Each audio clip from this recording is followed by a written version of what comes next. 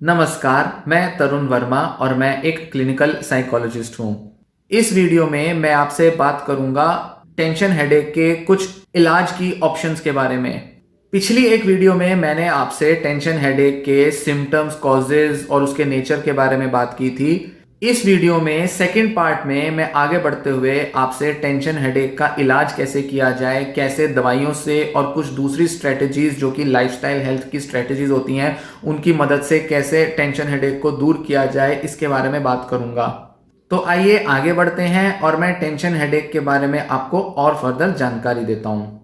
Tension headache का treatment जितना जल्दी शुरू किया जा सके उतना अच्छा है, मतलब जब सरदर्द शुरू हो रहा है, जो कि आमतौर पर लोग कई बार खुद ही अपना इलाज करने लगते हैं, पर डॉक्टर से कंसल्ट करना जरूरी होता है अगर कई दिन तक सरदर्द बना रहे। कोशिश यही की जाती है कि किसी तरह से सरदर्द या तो खत्म हो जाए या कम हो जाए और पेशेंट की लाइफ को वो ज्यादा इफेक्ट ना करे और वो बार बार ना हो, मतलब कभी कभी हुआ फिर चला गया। हो सकता है कि कई सारे पेशेंट्स हमेशा के लिए रिकवर ना कर पाए, पर अक्सर उसकी फ्रीक्वेंसी, ड्यूरेशन, इंटेंसिटी को कम किया जा सकता है। मेडिकेशंस क्या होती हैं, दवाइयां क्या होती हैं? आमतौर पर जो over the counter OTC pain killers होते हैं वही दी जाती हैं। जिन लोगों को खासकर की क्रोनिक टेंशन हेडेक की प्रॉब्लम होती है उन्हें तो ये दवाइयां प्रिस्क्राइब करना, रेगुलर लेना जरूरी होता है, पर अक्सर कई लोग इसका बहुत ओवरडोज कर लेते हैं। मतलब जब जब दिन में बहुत ज्यादा सर दर्द होता है दवाइयां लेते रहते हैं, 6-8 दवाइयां भी कई बार एक दिन में ले लेते हैं, क्योंकि बहुत ज्यादा सर परेशान कर सकता है दर्द। पर उस केस में ओवर यूज की वजह से कुछ और प्रॉब्लम्स हो सकती हैं, इसलिए रिकमेंडेड यही होता है कि ये दवाइयां जितनी रिकमेंडेड हैं उतनी ही ली जाएं। दवाइयों के अलावा दूसरे ट्रीटमेंट्स पर फोकस किया जाए, जो कि मैं आगे बताऊंगा क्या हो सकते हैं। तो जो पेन किलर्स होती हैं उनमें होती हैं एसिटामिनोफेन, टाइलेनॉल, एक तो ये होती है, और दूसरी जो ज्यादा यूज की जाने वाली होती हैं वो होती हैं NSAIDs, non steroidal anti inflammatory drugs, जिसमें एस्पिरिन आती है, आइबुप्रोफेन आती है। ये दवाइयां कॉमनली दी जाती हैं। इसी के साथ जिन लोगों में इन दवाओं से रिलीफ ना मिलती हो उनको दूसरी दवाइयां दी जा सकती हैं, जैसे इंडोमिथासिन, कीटोप्रोफिन, कीटोरोलैक, नेप्रोक्सिन। ये कुछ दवाइयां हैं जो दी जा सकती हैं टेंशन हेडेक को दूर करने में। इसी के साथ कुछ मसल रिलैक्सिंग दवाइयां भी दी जा सकती हैं, जैसे कि साइक्लोबेंजाप्रिन, मिथोकार्बामोल।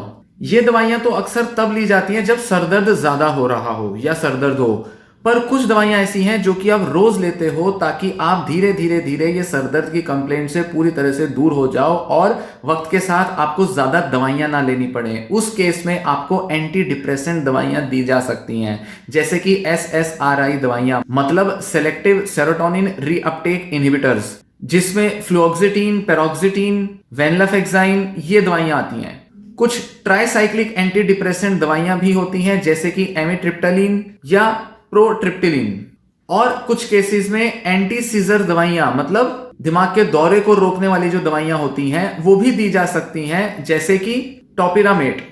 ध्यान रखें कि ये जो दवाइयां हैं ये सरदर्द, टेंशन हेडेक की प्रॉब्लम को क्योर नहीं करती, ये सिर्फ उसके एक्सपीरियंस को सहने लायक बना देती हैं, उसके इंटेंसिटी को कम कर देती हैं, ताकि हमें अपने डे टू डे फंक्शनिंग में कोई बाधा ना आए और हम ज्यादा से ज्यादा काम कर पाएं। और ये टेंशन हेडेक जो है ये हमारे को बहुत ज्यादा इमोशनल और दूसरी प्रॉब्लम्स ना क्रिएट करे।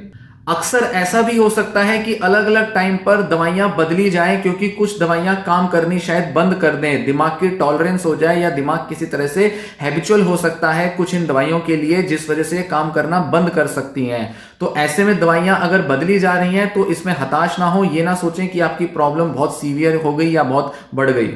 सबसे अच्छा तरीका तो यही होता है कि लंबे टाइम तक ये दवाइयां ना ली जाएं, क्योंकि इनके साइड इफेक्ट्स भी होंगे जो लंबे टाइम तक बने रहेंगे, तो और तरह की प्रॉब्लम्स आ जाएंगी। और साथ ही ये मेडिसिन लंबे टाइम में कुछ ना कुछ ऐसे नेगेटिव इफेक्ट्स लाती हैं जो धीरे धीरे शरीर में, दिमाग में बिल्डअप होते हैं। तो इसलिए बेटर यही है कि इनको लंबे टाइम तक ना लें और कुछ ऐसा ऑल्टरनेटिव तरीका ढूंढें जिससे कि आप इन सरदर्द के ट्रिगर्स को, इनके कारणों को पहचान कर उन्हें दूर करने की तरफ वर्क करें, जो कि ज्यादातर स्ट्रेस रिलेटेड या आपके कुछ दूसरे एस्पेक्ट्स को टारगेट करके हो सकता है, जैसा कि मैंने कुछ पहले डिस्कस किए थे। कारण उसी का निवारण करके आप टेंशन हेडेक से ज्यादा बेटर रिलीफ पा सकते हैं। अब बात करते हैं कि टेंशन हेडेक की प्रिवेंशन कैसे हो, मतलब इसकी इंटेंसिटी को कम कैसे किया जाए और कैसे इसको कम फ्रीक्वेंट, कम डिस्ट्रेसिंग बनाया जा पाए।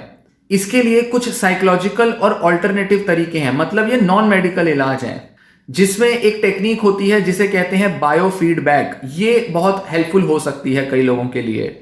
बायो फीडबैक क्या होती है, कैसे काम करती है, सर दर्द और पेन रिलेटेड प्रॉब्लम्स कैसे दूर करने में मदद करती है, इस पर कभी और वीडियो बनाऊंगा, या अगर बना चुका हूंगा तो आप देख लीजिएगा, मेरे चैनल पर अवेलेबल हो सकती है।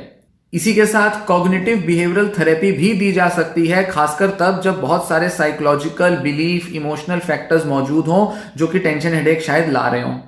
कॉग्निटिव बिहेवियरल थेरेपी एक तरह की साइकोथेरेपी होती है, साइकोलॉजिकल थेरेपी।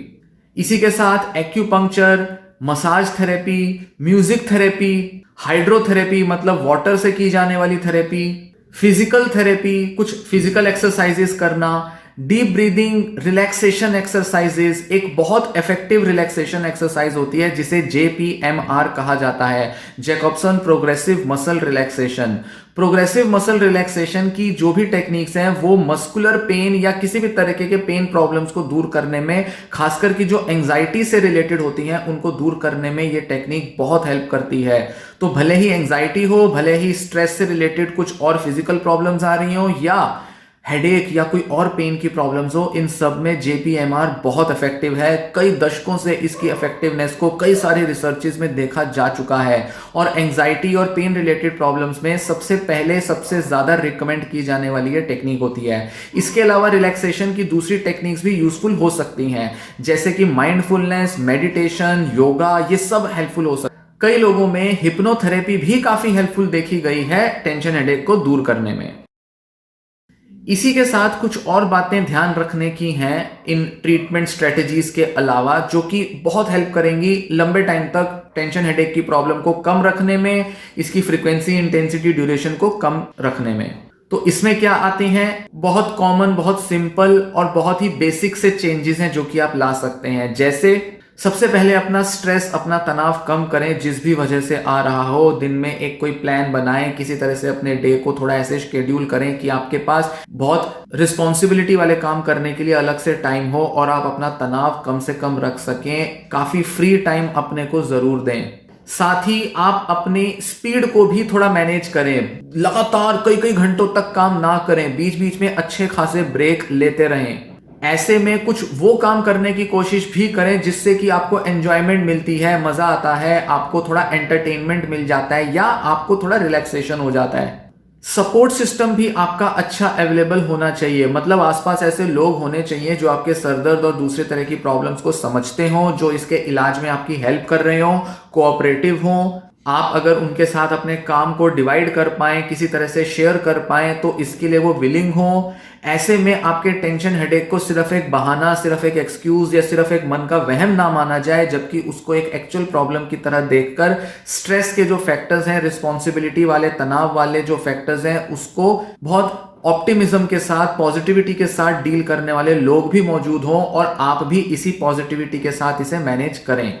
रेगुलर एक्सरसाइज करने से भी टेंशन हेडेक में कमी आती है, स्पेशली सुबह के टाइम, शाम के टाइम थोड़ा एक्सरसाइज करने से जब बॉडी माइंड रिलैक्स करेगा, बॉडी में एनर्जी जनरेट होगी, तो इससे तनाव से दूर होने में भी मदद मिलती है, डिप्रेशन, एंजाइटी की प्रॉब्लम कम करने में भी मदद मिलती है, और शरीर थोड़ा चुस्त रहता है, एक्टिव रहता है, तो सरदर्द भी कम रहता है। कम से कम 30 मिनट से 40 मिनट की रेगुलर एक्सरसाइज, चाहे वो नॉर्मल वॉकिंग हो सकती है, थोड़ी बहुत फिजिकल पोस्चर वाली, प्राणायाम, आसन वाली योगा हो सकती है।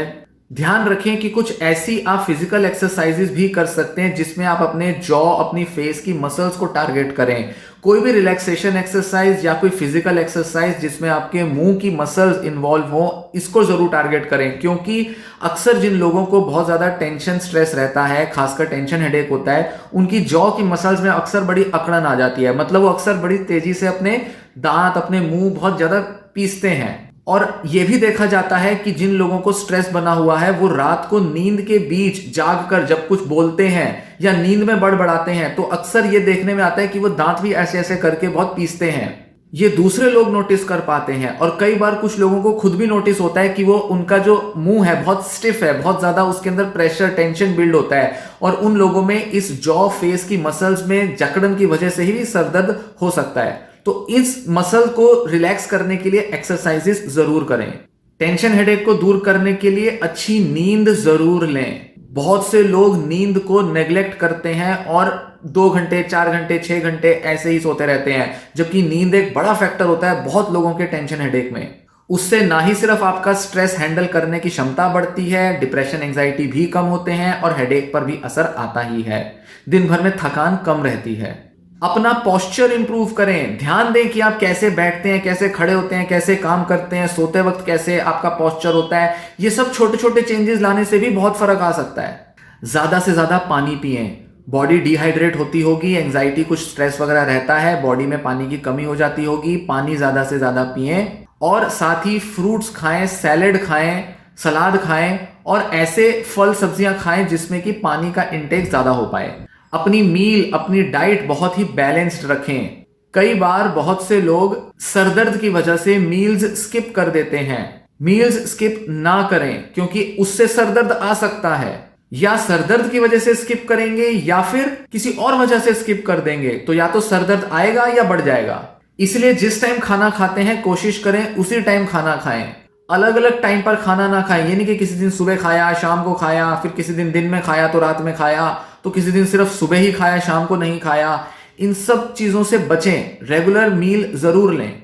अगर आप अल्कोहल लेते हैं, मेल ज्यादातर अल्कोहल ले सकते हैं, या कैफीन, कॉफी वगैरह ज्यादा लेते हैं, या किसी भी दूसरे तरीके का कोई स्मोक या कुछ भी ऐसा निकोटीन कुछ भी ले रहे हैं, किसी का भी सेवन कर रहे हैं, इनसे भी बचें। खासकर कि तब तो बिल्कुल ना लें जब आपको सरदर्द हो रहा हो या जब भी आपको लगता हो कि इसकी वजह से सरदर्द होता है, बढ़ता है, कम होता है। अगर ऐसा कोई कनेक्शन, एसोसिएशन आप देखते हैं तो स्मोकिंग, कैफीन, अल्कोहल, इनसे भी दूर रहने की कोशिश करें। नहीं तो आप बेवजह ये सरदर्द की समस्या सिर्फ अपने इस आदत की वजह से ही शायद बना रहे हैं।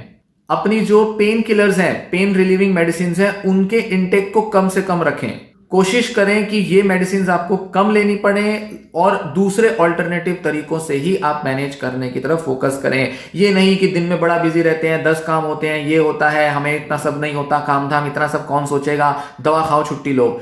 जितना ज्यादा भागते रहोगे अपने हेडेक को रिलीव करने से, जितना ज्यादा अपने सिम्टम, अपने परेशानी से भागोगे, उतना ज्यादा ये सरदर्द आपका पीछा करेगा और बढ़ता जाएगा। इसलिए बेटर है थोड़ा शांति के साथ, पेशेंस के साथ, धैर्य के साथ अपने सरदर्द को दूर करने पर फोकस करें और कुछ हेल्दी ऑल्टरनेटिव तरीके निकालें। बजाय कि सिर्फ दवा डालते रहो, ज्यादा से ज्यादा दवा खाओ और किसी तरह से शॉर्टकट अपनाओ। नहीं, लंबा रास्ता हो सकता है सरदर्द को दूर करने का, लंबा रास्ता अपनाएं, पर ज्यादा इफेक्टिव, ज्यादा लॉन्ग टर्म में आपको फायदा देगा। हो सकता है कि आप बहुत ही बेचैन, परेशान, टेंस, बहुत ही इंपल्सिव, इम्पेशेंट रहने वाले व्यक्ति हो, सरदर्द इसी वजह से आ रहा होगा। तो सरदर्द कम करने के बहाने आप अपने इन प्रॉब्लम्स और इन जो टेंडेंसीज हैं, इंपल्सिविटी, इंपेशेंस, इसको भी दूर कर सकते हैं। ज्यादा स्ट्रेस फ्री, ज्यादा रिलीव्ड, ज्यादा काम, कूल, ज्यादा ठंडे दिमाग के, ज्यादा आप पेशेंस रखने वाले, धैर्य रखने वाले बन सकते हैं अगर आप इस सरदर्द की कंप्लेंट, सरदर्द के सिम्टम को दूर भगाने के लिए ज्यादा अच्छे लाइफस्टाइल वाले चेंजेस लेकर आए। क्योंकि ये सिम्टम अक्सर एक तरीके का इंडिकेशन होता है, लक्षण होता है कि भाई बहुत भाग दौड़ कर ली, बहुत सरदर्दी हो गई, बहुत ज्यादा इधर उधर माथापच्ची कर ली, बहुत टेंशनें ले ली, अब रिलैक्स करो। तो सरदर्द एक अलार्म की तरह होता है, एक रेड सिग्नल की तरह होता है कि बस अब बहुत भाग दौड़ हो गई, अब इसको रोको। तो इसलिए इन दूसरे अपने पर्सनैलिटी और डे टू डे लाइफस्टाइल वाले फैक्टर्स पर भी फोकस करना जरूरी है। तो दवाइयों की तरफ मत भागिए, ऑल्टरनेटिव्स पर जाइए। सेंस ऑफ ह्यूमर आपका अच्छा है, मजाकिये किस्म के हो, हर बात में कुछ ना कुछ फन ढूंढ लेते हो, या मस्ती फन करने की बहुत आदत है, एंटरटेनमेंट के सोर्सेज को अप्रोच करने की, फिल्में देखने की और कुछ ना कुछ इंटरेस्टिंग करने की आदत है, तो वो ज्यादा से ज्यादा करो। क्योंकि ऐसा करने से आपका हेडेक काफी कम रहेगा। आप खुद भी देख सकते हैं, ऐसा आपने जरूर देखा होगा। तो इसको बढ़ाएं और ज्यादा अपने sense of humour, entertainment, fun के जो सोर्सेज हैं, जरिए हैं, उनको ज्यादा से ज्यादा यूटिलाइज करें। तो ये रही पूरी जानकारी 2 पार्ट्स में कि टेंशन हेडेक क्या होते हैं, क्या कारण होते हैं, क्या सिम्टम्स होते हैं इनके, कैसे इनको दूर किया जा सकता है, दवाइयां कैसे हेल्पफुल होती हैं और ऑल्टरनेटिव्स क्या अपनाए जा सकते हैं। टेंशन हेडेक, ध्यान दीजिए कि कई बार अगर आपको लगता है कि कोई बहुत स्ट्रेसफुल इंसिडेंट नहीं है लाइफ में, फिर भी हो रहा है, तो आप अक्सर इग्नोर कर सकते हैं, आप अक्सर डिनाइल में रह सकते हैं, नकार सकते हैं कि मुझे कोई स्ट्रेस नहीं है, कुछ नहीं है, सब ठीक है, फिर भी सर दर्द हो रहा है, कोई बड़ी मेडिकल बीमारी होगी, कोई डॉक्टर को मुझे कंसल्ट करना होगा, कोई बड़े बड़े टेस्ट कराने होंगे, तो कई तरह की ऐसी सोमैटिक कंप्लेंट्स होती हैं लोगों को, जिसमें कि उन्हें लगता है कि बहुत सारे कुछ फिजिकल कारण हैं जो आज तक कहीं डिटेक्ट नहीं हुए हैं। इस धुन में ना रहें, इस चक्कर में ना रहें कि शायद कोई बड़ा टेस्ट या बड़ा डॉक्टर आपकी असल प्रॉब्लम को डिटेक्ट करेगा। नहीं, जरूरी नहीं है कि टेंशन हेडेक के कोई बड़े कारण हो। ऐसे जो मैंने कारण बताए, इलाज बताए, इन्हीं की मदद से आप अपने हेडेक को समझ भी सकते हो और उसे दूर भी कर सकते हो। इसलिए बहुत डॉक्टरों के चक्कर काटने में ना रहें, ये मेरा फाइनल कमेंट होगा, क्योंकि बहुत से लोग यही करते हैं। बड़ी बड़ी फाइलें होती हैं, बड़े बड़े डॉक्टरों को दिखा चुके होते हैं, टॉप डॉक्टर्स को दिखा देते हैं, महंगे से महंगा इलाज ढूंढ लेते हैं, पर सरदर्द दूर नहीं होता। क्यों? क्योंकि साइकोलॉजिकल, इमोशनल फैक्टर्स को, स्ट्रेस के फैक्टर्स को आप ध्यान से देख ही नहीं रहे होते। आप बेसिक से चेंजेस लाकर सरदर्द को दूर करने के लिए अटेम्प्ट कर ही नहीं रहे होते। इसलिए बेसिक सिंपल टेक्निक्स की तरफ जाएं, ना कि बड़े बड़े कुछ बीमारी के डायग्नोसिस और इलाज को अप्रोच करें। तो ये वीडियो आपको पसंद आई हो, वीडियो लाइक करें, वीडियो शेयर भी करें। ये वीडियो मैं यहीं समाप्त करता हूं। धन्यवाद।